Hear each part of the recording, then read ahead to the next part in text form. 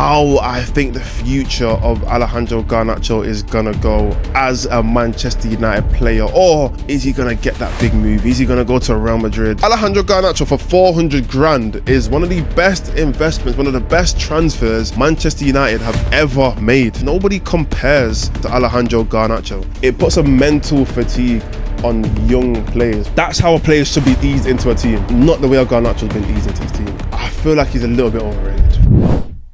How good really is Alejandro Garnacho? Look, in this video, I really want to touch a little bit into the potential and from what I've seen so far and how I think the future of Alejandro Garnacho is gonna go as a Manchester United player, or is he gonna get that big move? Is he gonna go to Real Madrid? Is he gonna go to, I doubt he's gonna go to a City or anything like that, but is he gonna get that big move? Is he gonna be able to really become one of the best players in the world? Now, Garnacho came to United in 2020 as a young 16, 17 year old, and he came for 420 grand. 420 grand. Bear in mind, there's some players in the league right now who make 420 grand a week. Yeah, so that kind of puts into perspective how much Alejandro Garnacho really costs us. Which, genuinely, if we're being real, that is one of the best investments United have ever made. Let's be honest. Alejandro Garnacho for 400 grand is one of the best investments, one of the best transfers Manchester United have ever made.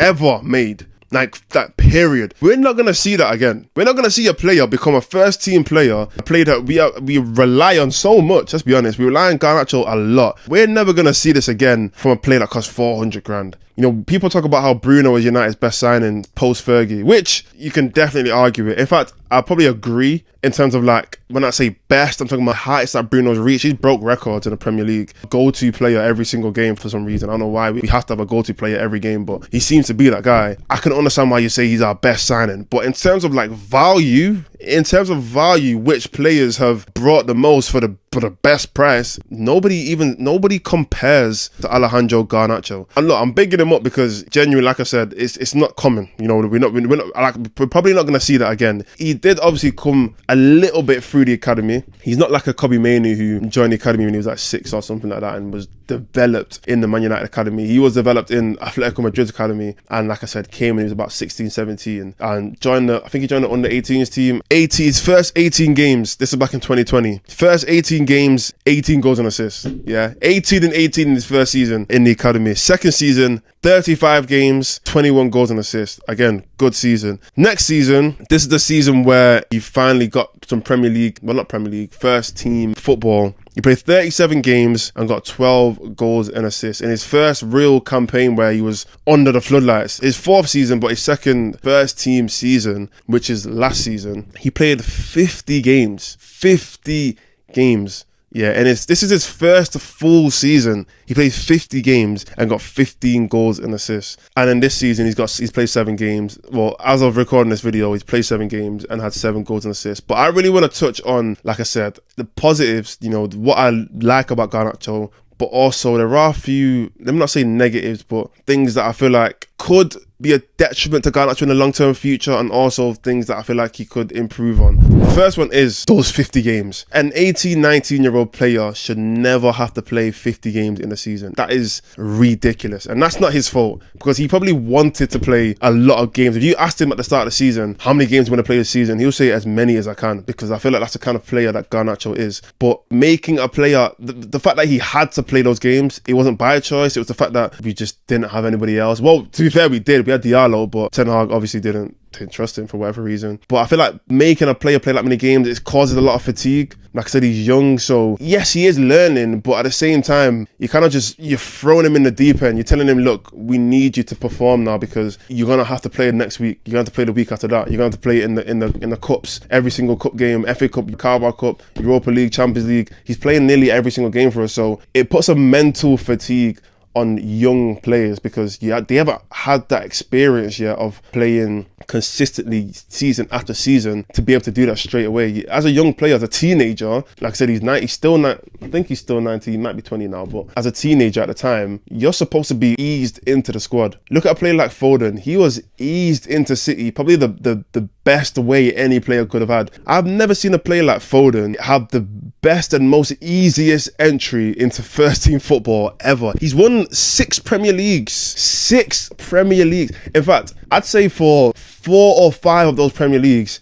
he wasn't even a first team. He was a regular player. He was pretty much a squad rotated player. To be fair, now he still does get rotated here and there. Now, but obviously, since he's obviously player of the season last season, so he's very much a starting player in their best team. But for the majority of Foden's Man City career, he's just sat there and watched. He's been able to sit there, watch, develop, learn, from the best. Literally played next to David Silva. He played next to De Bruyne. He played next to Bernardo Silva. He played next to Yaya Toure. He played next to Aguero. He's played next to Mordzs, and now a striker like Haaland. I'm sure there's things that Haaland can teach Foden about finishing and what movement and stuff like that. He's played next to all of these guys, been able to watch them and learn, but also know that his place is still valued. His place in the team is still something that it's not going to go away just because he's not playing. That's how a player should be eased into a team, not the way Garnacho's been eased into the team. Because I wouldn't even use the word eased. I say forced into the team almost. Now, look, the positives about Garnacho, I'd say, are my best or my favourite attribute from Garnacho isn't even a footballing attribute. This fearlessness that he possesses. He sees every single matchup as like a threat. It's like you're threatening him by matching him, like by squaring him up. It's like every single fullback like he comes up against, it's like, oh, you wanna play a game? Okay, cool. We're gonna play games today. We're gonna have this battle. You're not gonna get away easily. And even though, yes, he is coming up against some of the best fullbacks in the league and whatnot, he doesn't care. Garnacho's got that fearlessness in his game where he's taking on every single opportunity. He's going after every single time he gets a ball, he's going after that fullback. He's making it known that, look, I'm gonna do what I know to do. You can try and stop me. That's fair enough. I'm gonna come back. I'm gonna come back again and again and again and again, and I'm gonna make it difficult. I'm gonna do things that you don't even expect me to do. I'm gonna do things that I probably shouldn't even be doing. Like, I'm gonna try overhead kicks for no reason, because why not? I honestly feel like Garnacho looks at himself in the mirror and thinks, I'm that guy. I'm Alejandro Garnacho. Nobody can tell me about myself. I'm that guy. I'm going to be the next Ronaldo. I genuinely think Garnacho looks at himself and thinks, I'm going to be the next Cristiano Ronaldo. That's the path that he's or the journey that he sees himself on. When a player's got that mentality, it's scary. It is scary. As good as you think, or as not as good as you think Garnacho is, for him to have that mentality, he's going to become something great. You don't have that mentality, you don't have that way of thinking without becoming something spectacular, without becoming something great. Like I said, he's gonna do amazing things in his career regardless. I think he's gonna do amazing things in his career because of his mentality. Now, his other positive attributes, I'd say, is he has that X factor in him, which is similar to what I said before. It's not necessarily a footballing attribute, but it's the fact that I feel like Garnacho can pull things out of the bag, which I don't think other players can do. I feel like football is at a point where it's so systematic, a lot of players are scared to come out of the system to be able to show their true ability. There are a lot of players who I think are way better than what we see, but because they're so tied down into a system, we don't get to see the full extent of how talented they actually are.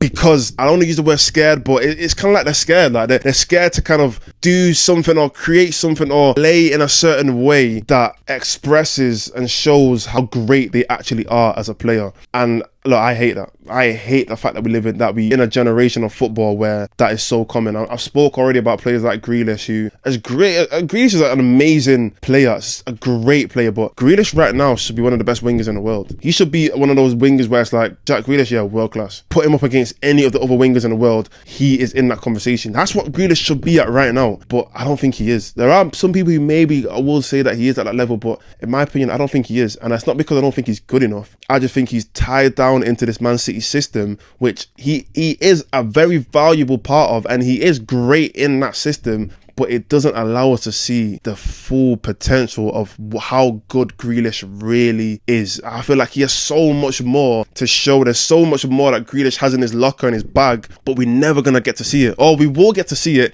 in certain little stints, in certain moments we'll get to see it here and there. But I want to see Grealish do that for a full game. I want to see Grealish come out in a game and think, I'm the best player on this pitch. I'm going to take this game for myself. I'm going to show everyone why I'm the best player. And it's not about being selfish. It's not about, trying to hog the ball or try and, not be a team player. But it's about when he does get those opportunities, show that X factor. Show everyone, not just the team you're playing against, show everyone why you are the best player on that pitch. And I feel like Grealish has that ability, but he doesn't, because like I said, because of the system that he's in, he doesn't get to show it. He doesn't have the opportunity to show it as much. But on the flip side, I feel like Garnacho does show it. I feel like Garnacho's not tied down into a system right now. He's not tied down into a system where he has very strict instructions as to how he has to play. I think he has a lot more freedom in the way he has to play because, I mean, let's be honest, like what even is United style of play right now? We don't even know. Like, let's be honest. Garnacho probably go down in that game and Ten Hag probably saying to him, go and have fun.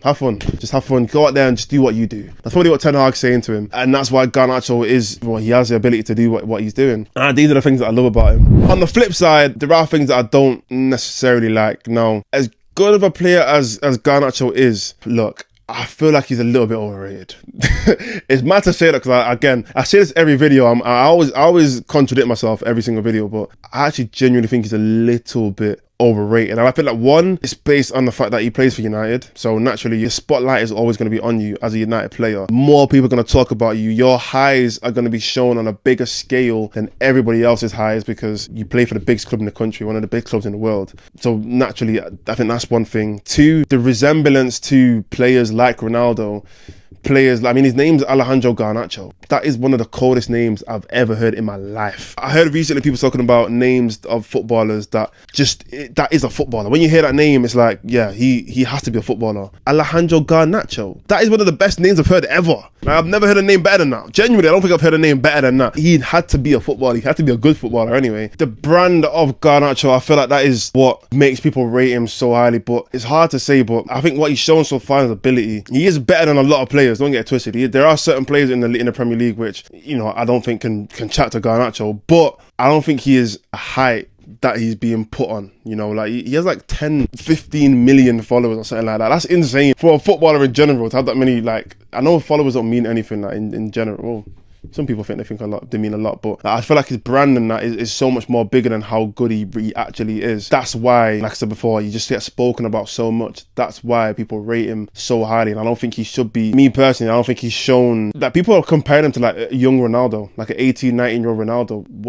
What I saw from that young, skinny, noodle-head Ronaldo was talent upon talent upon talent. Even though it didn't start off great, in the United top for young Ronaldo. From what you now that we can look back and actually see, and in hindsight, from what we know Ronaldo ended up becoming, you can see so much potential, so much talent. You could tell he was going to be, you know what I mean? And not to say that I don't see any potential talent in Garnacho, it's just the fact that he's even being put in these conversations is insane to me. But look, the only other negative thing that I'd say with Garnacho is there seems to be a little bit too much arrogance. A little bit too much arrogance. For example, social media in itself is a whole other conversation because he's had a couple of instances now where he's interacted with certain like tweets or posts or comments where he shouldn't be doing that, because it doesn't help him, it doesn't help the manager, it doesn't help the club, it doesn't help his teammates. It brings some kind of adversity to the people that surround him, because everyone's allowed their opinion. Like, everyone's allowed to say what they want, or not say what they want, but yeah, everyone's allowed to say what they want, but you're allowed to have your own opinion on certain things.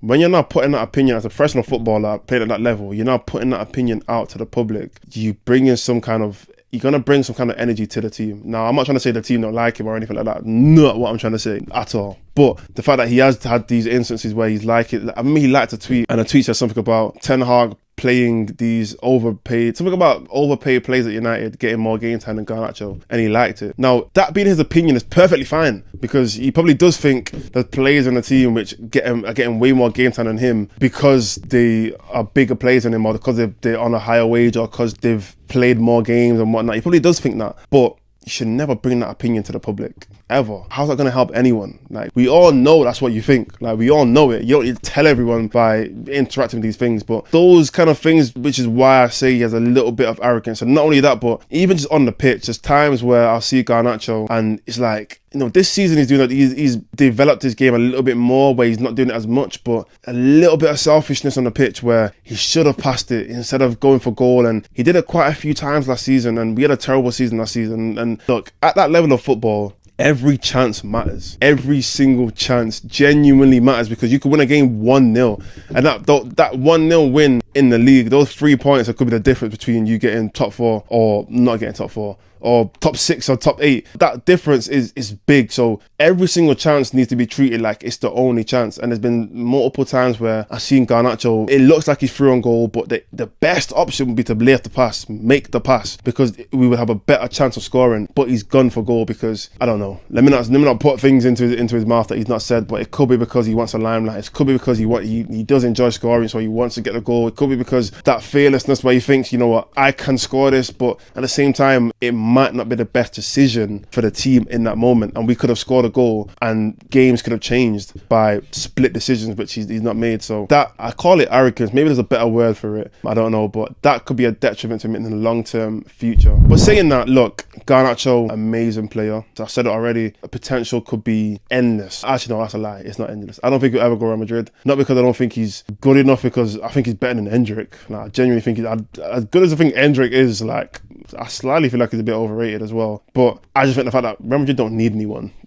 They don't need anyone. They definitely don't need Garnacho on the wings. Like, they've got Vinny, Rodrigo, and Mbappe, and Arda Güler, and Jude Bellingham, and who else is up there? Valverde. Or they've got a bunch of players who can score goals and get assists in that team. Endrick, they don't need another one in that mix. As much as he probably wants to follow that Ronaldo path and play for Real Madrid at one point in the future, you know, and obviously he did come from Atletico Madrid, so it's kind of like, you know, it would be a nice story and whatnot, but I don't see it. I don't see it. But in saying that, I still feel like Garnacho could become one of the best wingers in the league. I think he could definitely put his name in the history books for what he could achieve as a player. And look, the future's his. It's just about how he takes it. So listen, if you like this video, make sure you comment everything that you thought about, you know, the things I said today or tonight, because flipping out, if you knew what time it was right now, it's a bit late right now, but comment your opinion on everything that I've said, like and subscribe. Let's get 1,000 subscribers. I'm gonna see you guys in the next video.